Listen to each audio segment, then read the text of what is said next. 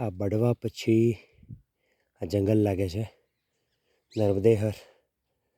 આ જંગલ ક્રોસ કરતાં જંગલના વચ્ચે ભાગ સુધી હું આવ્યો છું.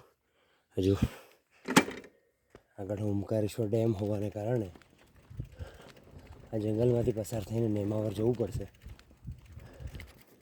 એટલા માટે અહીં હું પહોંચ્યો છું.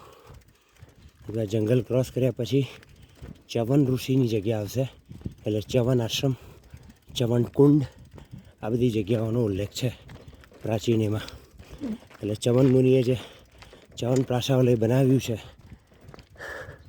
એટલે ચ્યવન પ્રાશાવલયની શોધ અહીંયા થઈ એવું કહી શકાય. તો ચ્યવન આશ્રમ આવે છે તે વખતે વિડીયો લઈ અને બતાવીશ સર્વરને. નર્મદે હર, નર્મદે હર, નર્મદે હર, માત ગંગે હર, જટા શંકરે હર, નમઃ પાર્વતી પતે હર હર મહાદેવ હર.